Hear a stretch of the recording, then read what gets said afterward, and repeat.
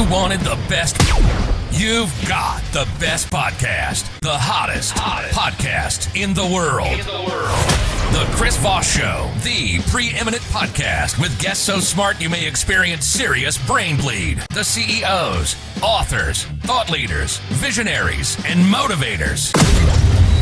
Get ready. Strap yourself in. Keep your hands, arms, and legs inside the vehicle at all times, because you're about to go on a monster education roller coaster with your brain. Now, here's your host, Chris Voss.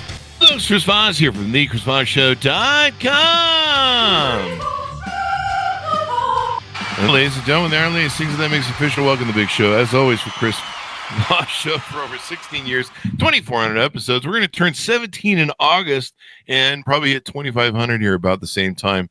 Shows we've been bringing you. But what we need you to do is share the love. That's a lot of damn shows, or what we call the Netflix of podcasting. You can binge just about any topic you want on the Chris Voss Show, but you guys love to eat up all of it. So good for you. 96% you guys eat of every episode. But share the love, because we need more love just to keep the train rolling and keep my back from hurting after 17 years carrying the show. Actually, it's our guests that make the show happen. So go to goodreads.com/Chris Voss, linkedin.com/Chris Voss, facebook.com/Chris Voss, and Chris Voss, one of the TikTokity and all those crazy places on the internet you can find us. Opinions expressed by guests on the podcast are solely their own and do not necessarily reflect the opinions of the host or the Chris Voss Show. Some guests of the show may be advertising on the podcast, but it is not an endorsement or review of any kind. Today we have an amazing young man on the show. We're going to be talking to him about his insightful journeys, his inspirational stories, and his latest book called The Process of Living: Thoughts, Feelings, and Actions. Make your dreams become your reality, because making your nightmares a reality is the thing of horror movies. You don't want to do that. That's always bad. You can read about my life and and all that stuff, and most of it was fun. Anyway, Bill DeBarba joins us on the show. He's a serial entrepreneur and began the classic back bedroom office business, developing custom software for local companies. I'm glad he clarified that, because I was thinking OnlyFans. His company, Businessware Services, Inc., grew until he had a staff developing products and providing services to loyal customers around the United States. He achieved great success in his early 40 years of ownership and management. Boy, we're like twins here, aren't we? One measure of that success is never in those years did any customer resort to legal action to resolve an issue. Well, that differs on us. He learned how to recognize problems from others' points of view. I got lots of shakedown lawsuits over the years, and they were mostly for shakedown. And he shares that knowledge in his book, The Process of Living, which explains how to utilize the skills of acknowledging thoughts, understanding feelings, and acting.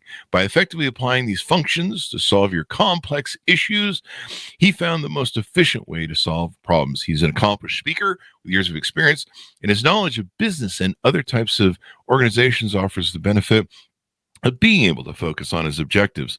His experience making presentations to religious and business organizations at events, conferences, and meetings. He also makes presentations to both men and women's prisons. That's awesome. And has shown that he can present these concepts in a manner that applies to the goals of the very group he reaches. Welcome to the show. How are you, Bill? I'm doing well. Thank you for that introduction. I'm not sure what I have left to say. Well, I mean, we'll just wrap the show. Thanks for tuning in, everybody. Pick up Bill's book wherever fine books are sold. No, Bill, give us your .coms. Where can people find you on the interwebs? They can find me at theprocessofliving.com, there, and Facebook and Twitter or X, whatever you want to call it. Not so much Instagram. A couple of others I can't think of right now, but we've got them in a lot of places. Instagram's a dating app anyway, so it's really all it is. It's a dating app, and I don't know, something for 10 to 15-year-olds to look at, just like YouTube. So, Bill, give us an overview. What's in The Process of Living? Well, The Process of Living makes a very simple understanding of what our life is about. What most people don't realize is we only have three parts. We think, we feel, we do. That's it. We define ourselves by those three things. And understanding that and paying attention to that, and most importantly, keeping those things going in sequence with each other, making sure they're working on the same pattern, is the key to the solving or to the achievement of any goal. Now, your system doesn't pass judgment, so you can go after a goal that throws you in prison if you want to, but it will do whatever you ask. Yeah, and there's that consequences, right? subconscious will send a message out and say, hey, this is what you want, we'll go for it. And I'm not going to pass judgment on you. Just go for whatever you want. The process is amazing. And I lived most of my life not really knowing about it, but actually utilizing. And it wasn't until I looked back that I went, aha, now I understand how I did that. Mm-hmm. And understanding how your thoughts, feelings, and actions shape your life is kind of important because it's a kind of a balance between it all, right? That's correct. That's correct. Mm-hmm. It has to be a situation that you are aware of. Most people aren't aware that that's what's going on. So they do things like blaming others. He did this. That's why I reacted that way. No, you reacted that way because of something going on within you. Okay. And that's the part that I mentioned earlier when we were talking, that I wanted to listen to one of your broadcasts. By the way, I had my wife listen to your opening and she loved it. Great. She really thought it was great. And I was watching and listening to the difference that makes the difference. Now there was Josh and Greg. And I have to admit, I have a big advantage over these guys because Josh, well, all he has is a PhD in psychology and neuroscience. I have a bachelor's degree in mechanical engineering. So you see how much better I can handle that situation. But the fact of the matter is what they said and what they talked about in how you get the trigger points. And what I was talking about, I didn't use that term, but that's exactly what it was. And I learned a little bit from the broadcast. I learned about how you could look at those triggers differently than I was explaining in my book. And by the way, right after I listened to it, I got their book. And I'm going to be reading it here in the next little while because look at that, folks. The show moves the books, eh? And we get the people going. And then we have them on the show. It's like a cyclical, it's a self-feeding process. So now you mentioned basically this is the way to process and master your life. You've got thoughts, feelings, and action in basically what is the game changer.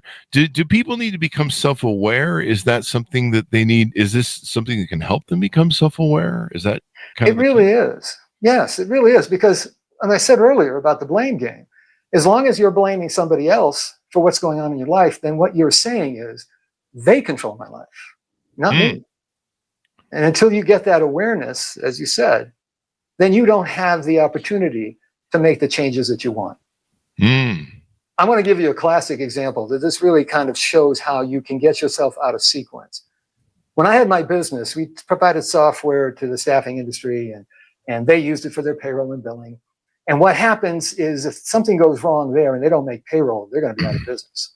Oh, yeah. Well, most people, when there was an issue with software, which there always is going to be something, they would call and we would take care of it and that would be fine. Well, one day this guy called me directly, not even customer service. And he said, this software of yours sucks. I can't believe you can sell this. I'm going to call my lawyer. It doesn't work. And I'm listening to the guy and thinking to myself, doesn't he know that I'm the only one or a member of my team are the only ones that can fix this for him? And he's going after me this way. Now, fortunately for him, I'm a nice guy and I didn't yell back and I didn't hang up. But when he finally stopped to take a breath, I said, okay, now can you tell me what the problem is? It turned out to be a new employee that didn't know how to use the system. So that's what I mean by working against yourself. See, what was going on with him internally was fear. He was afraid that he wasn't going to meet his payroll. But what came out of his thinking and speaking, which is the action, was anger. So if he didn't have someone as nice as me to work with, he could have really been in trouble and nobody would have helped him. So that's what I'm talking about, is that awareness of what's going on within you, understanding that that's the top of the line. If you want to fix something, or if you want to achieve something, or if you want to get rid of something that isn't working for you, that's the top of the line. Until you stop blaming, Okay, you told me I was going to have to talk. I'm doing it. You're doing it, yeah. Yeah. Now we seem to live in a victimhood culture competition society. I don't know if you agree with me on that, but you don't have to.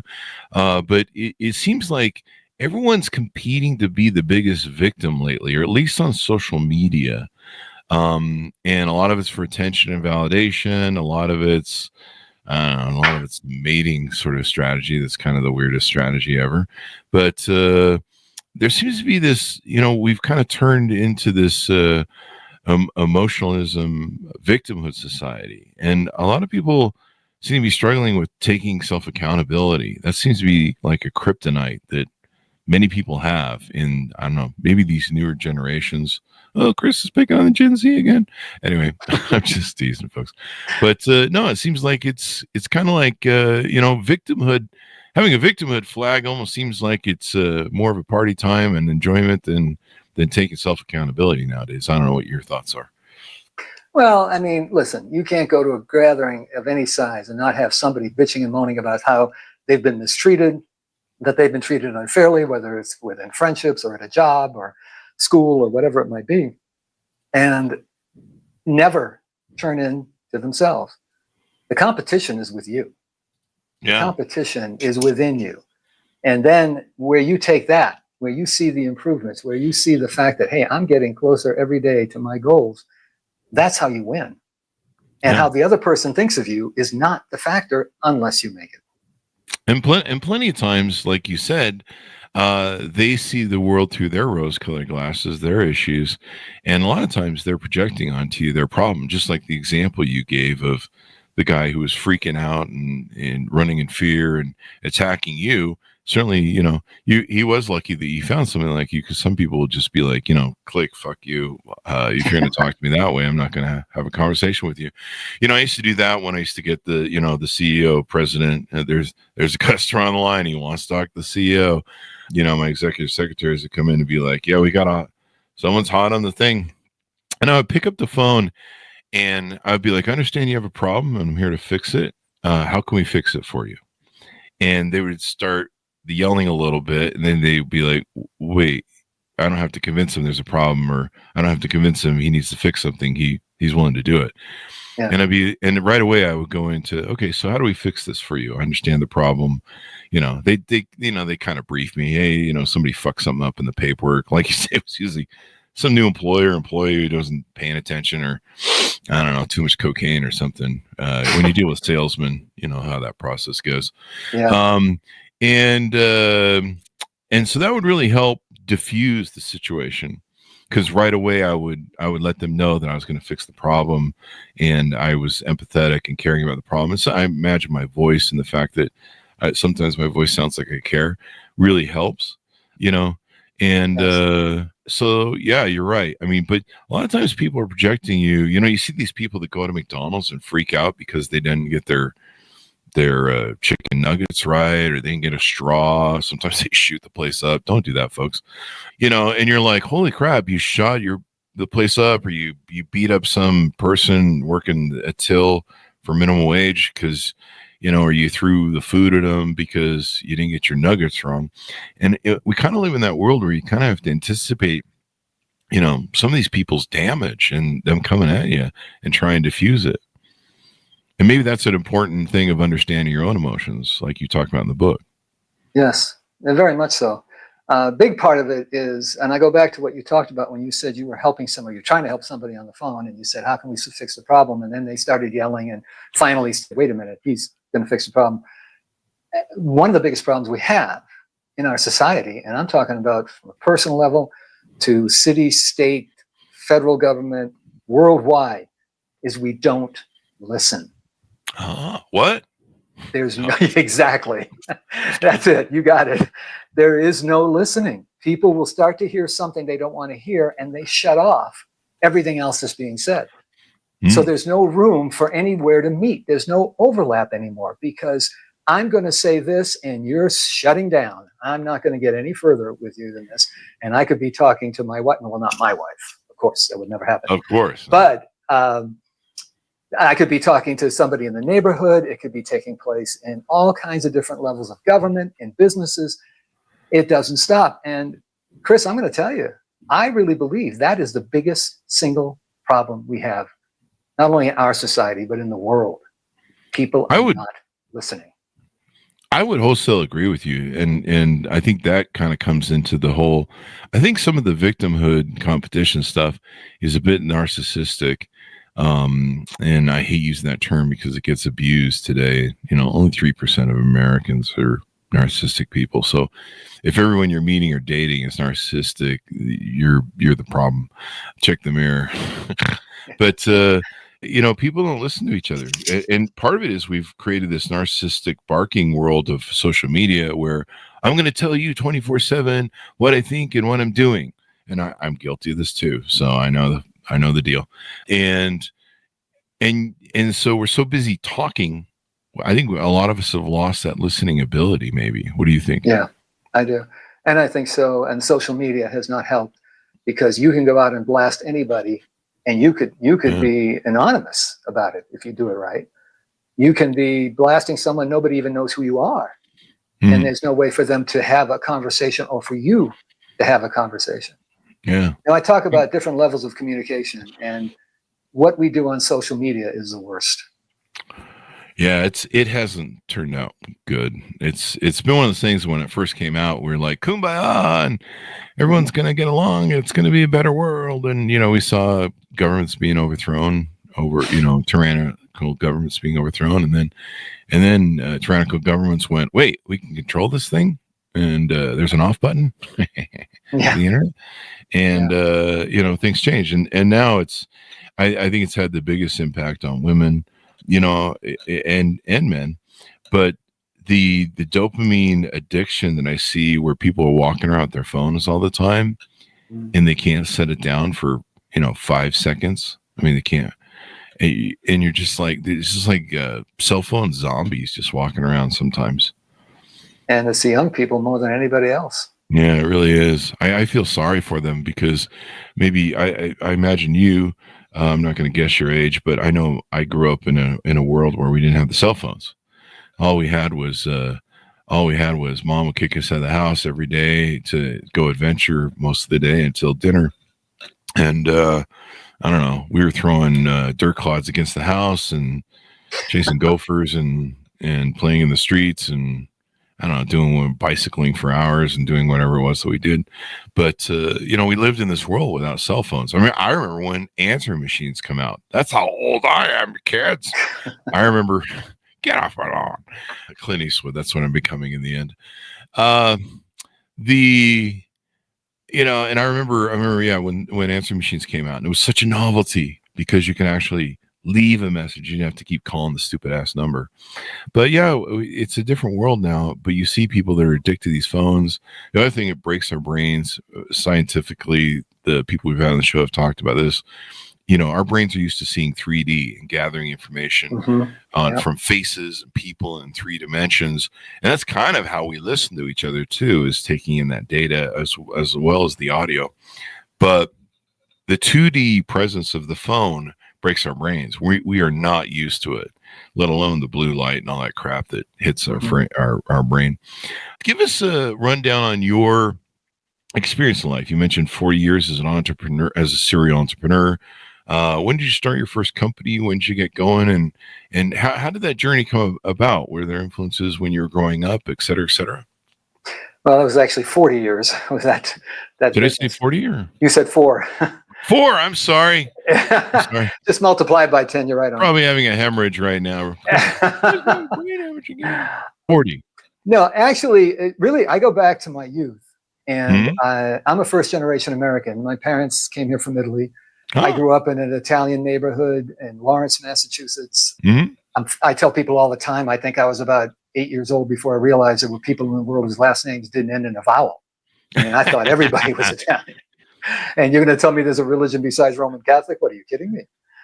But the one thing that I was taught that wasn't as helpful as most of the rest was that, yes, you work hard. That's okay. You work hard in this world, especially immigrant parents. That's how they saw it. And nobody talked about how you feel.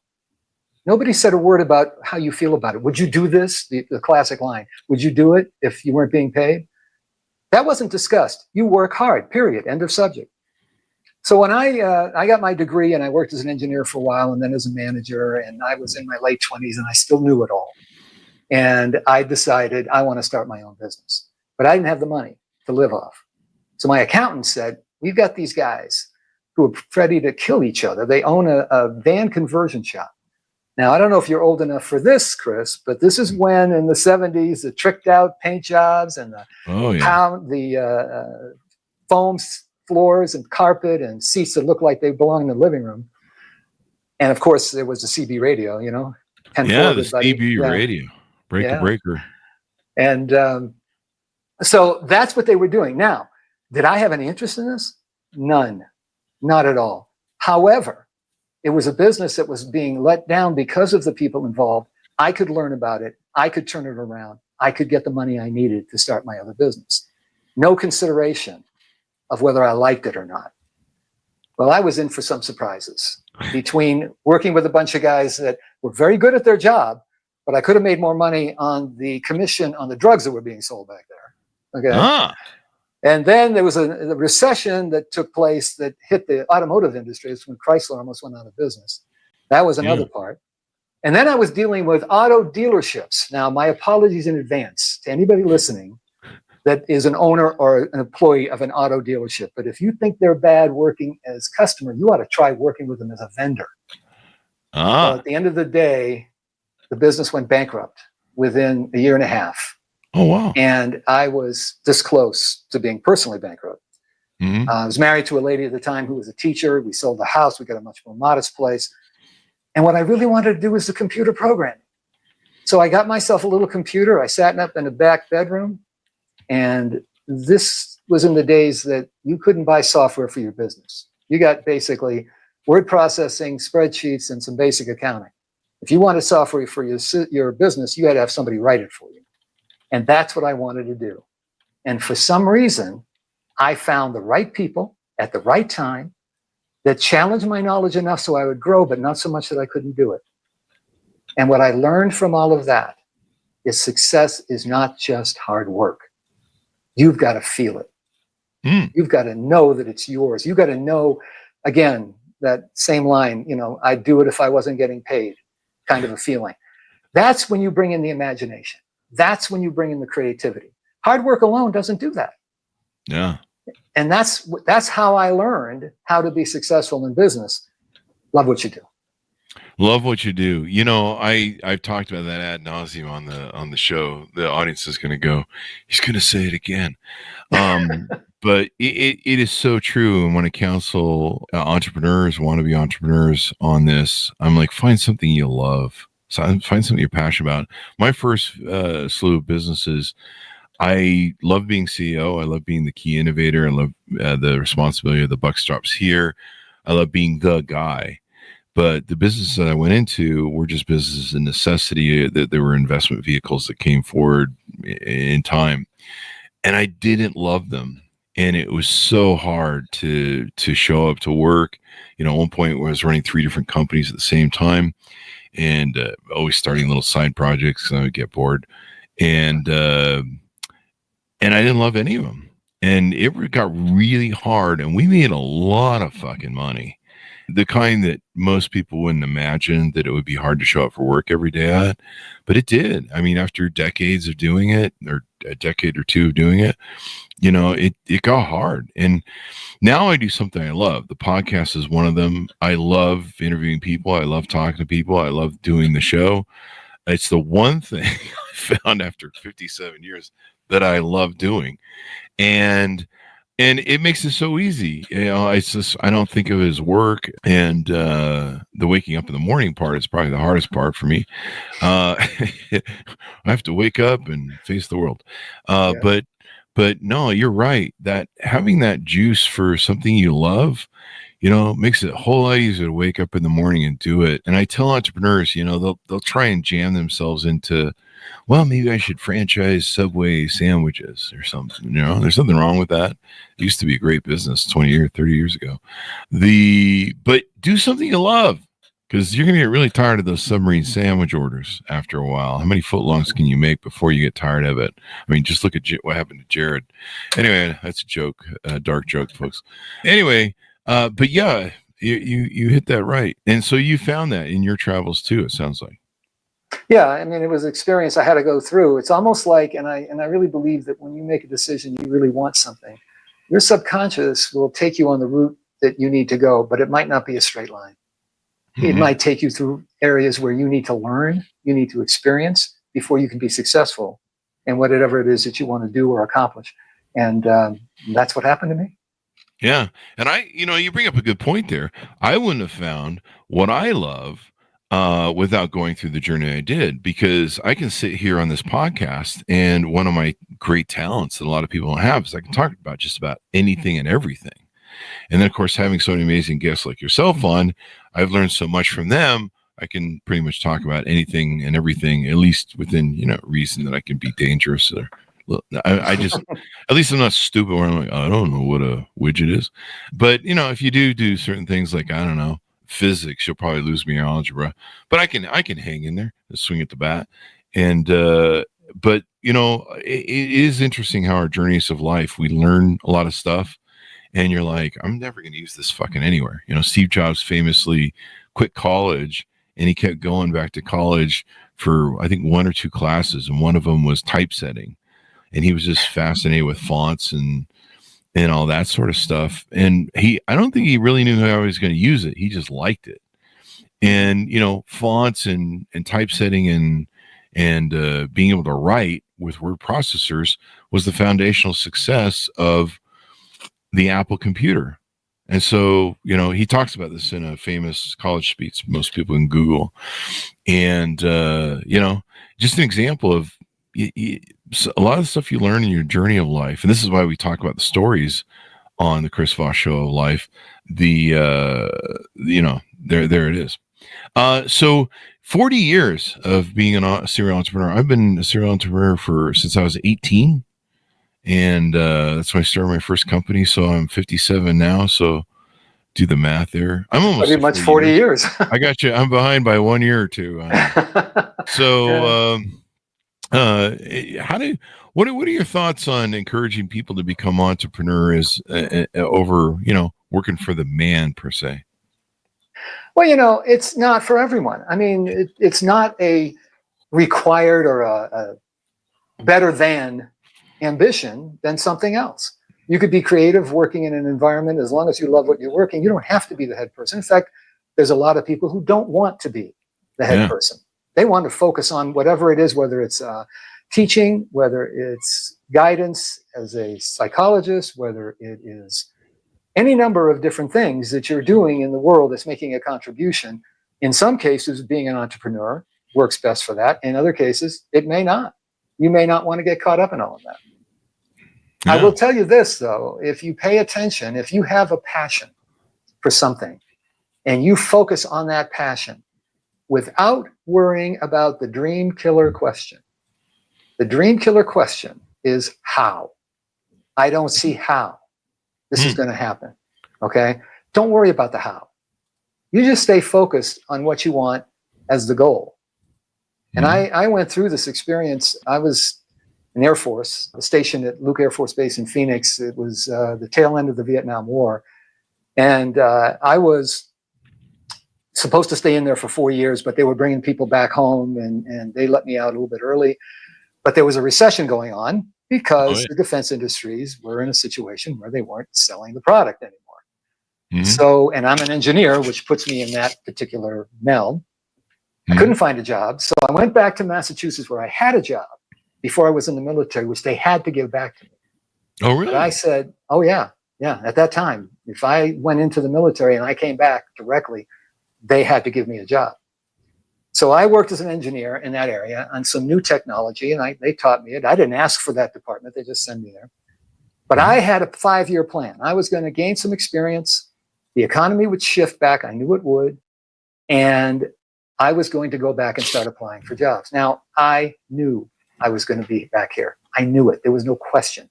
And everybody who would listen to me, and even if they wouldn't listen to me, I would tell them, I'm going to be moving back to Phoenix. Well, I had been home 1 year, and I got a call from a headhunter about 20 miles away from Boston, the area that I was in.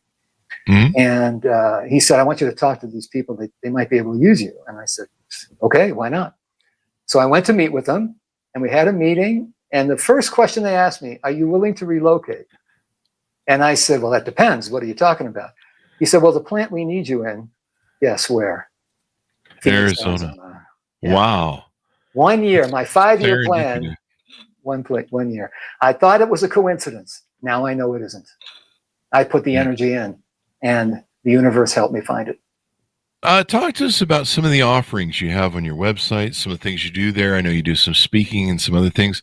Let's discuss some of those things people can take advantage of from you. I've got an area for video and audio things, which, by the way, this will join, and that people can listen to or watch. Has to do with the subject at hand for the most part. I also have a blog area where I've written a lot of things on a lot of subjects, some of which can easily be followed, some of which is an application of something into situations going on in our country and our world now, and trying to get that under control and have people. I tell people all the time, I grew up in the late 60s. I was in college at Tufts University in Boston, and Boston was a hot spot for all the revolt that was going on at the time, all the marches, taking over the administration building, all of that stuff that was happening. This was one of the hot spots. And then I'm thinking that, you know what? During that time, the Vietnam War was the big one. Everybody was protesting. But racism, sexism, gay rights, all of these things were big issues at that time. And I guess I feel a little sad that we're past a half a century beyond that, and we're still dealing with everything except the Vietnam War. Yeah. So it's kind of frustrating. We just when I talk about Vietnam and Afghanistan, I guess, and Iraq. So yeah. Although it's deadly, but still, nonetheless. Yeah. It's interesting. But you can obviously get the book there. I have a lot of information about it.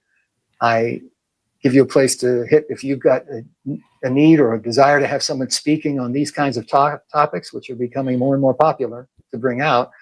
More than happy to take care of that for you. Like I said, everything from prisons to churches. We had an author on. She had written a number of books, and one day she was approached by a woman at a book signing. She was in line, and the gal told her a story of how her book helped her get out of prison. And she told the gal, she goes, yeah, we have like a group of us women in the women's prison, and we read your book and we make plans. We try to better ourselves so that we can get out of prison, stay out of prison, because they recognize the recidivation of prisoners. And she started speaking at prisons. She didn't realize there was whole groups that were built to read her book and stuff. And when she writes, she keeps a picture of that person in her prison jumpsuit that she gave her. And so she kind of writes to try and help people in that sort of same situation, or people that it helps motivate her to write, because she sees something beyond herself and bigger than herself. And so I'm glad you do that. That's really great that you go to prisons and reach out, because they don't get a lot of tools in prison on how to improve themselves and keep from coming back. That's what happens.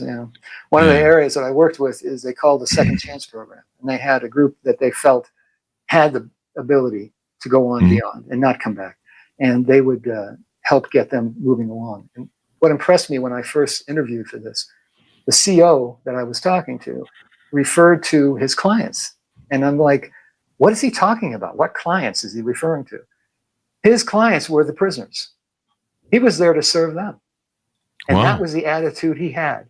And that I was sold. I said, well, if that's the way you're approaching it, count me in. Let me help out any way I can. Yeah, that's pretty interesting. Everything's about perspective, right? Yes, it is. That's kind of, what we've talked about here on the show and how you analyze stuff. This is why I love guests on the show. They can talk to me about something maybe I already know, but they'll give me different perspectives on how they approach it, how they analyze it, how they plum questioning on it. There's all sorts of different things you can learn. So anything more you want people to know about you before we go out? Anything we haven't covered or touched on? I would really encourage people to take a look at the website and take a look at the book. It's not expensive, and it has some thoughts and ideas in it that you may not follow it exactly the way that you wouldn't be doing exactly what it's described, but I would be very surprised if there aren't some triggers, to use your last guess. If there weren't some of those in there that would trigger you in a positive way to take advantage of what you have and you didn't realize you had it. Triggers too are an indication that you are living out of dysfunction with reality, is my opinion. I don't know what your thoughts are on that, but one of the things I tell people is if you find yourself being triggered by some piece of data or something along those lines, it's a you problem. It's not a they problem. We've kind of talked about that. We alluded to that at the very beginning of the show. Some of the different things where, the gentleman who was calling you was reacting in fear or acting in fear. And, that's one of the things that kind of tells you, hey, I need to look at what I'm doing. Triggers are kind of like mirrors, in my opinion, where if you're being triggered and you can't figure out why it's emotionally triggering you, it's probably because you're living in delusion. You're out of sync with reality. And in whatever someone's saying to you or coming to you with is giving you reality, and you're living in delusion. And I think triggers are a great way to identify wake-up calls. Like, why am I being triggered? That's part of being self-actualized and talking about some of the things you've written about in the book. Well, and that goes back to what I was talking about, Greg and Josh, who they were talking about triggers in a much more detailed way and working with finding the good and finding their way back from that in order to have a better understanding and solving the problem, as you're talking about, solving the problem within themselves. That was the single biggest thing that got me to buy their book. It's like, I want to learn more about that. But you do have to learn to not be victims, because some people love being victims because it's so much easier than doing the work to fix those problems. So and it's great for attention and validation, but it's not really great for self-growth. And after a while, most people are just going to get sick of you and just be like, yeah, we really don't want to deal with your stuff anymore. That's happened. That has happened. Well, Bill, give us your .coms. Where can people find you on the interwebs? You can find me at theprocessofliving.com. It's my website. The same goes for my Facebook page, Twitter, and LinkedIn. That was the other one I couldn't remember earlier. It's also in LinkedIn there too. LinkedIn and all that good stuff. So get out and get some inspiration, darn it, or else. That's what I say. Guys, order up his book wherever fine books are sold. It is entitled The Process of Living. Make Your Dreams Become Your Reality. 2024 is out May 21st of 2024. Bill DeBarba has been on the show with us today. Folks, go to goodreads.com/Chris Voss, LinkedIn.com/Chris Voss, Chris Voss 1, the TikTokity, and all those crazy places on the internet. Be good to each other, stay safe, and we'll see you guys next time. And that should have us.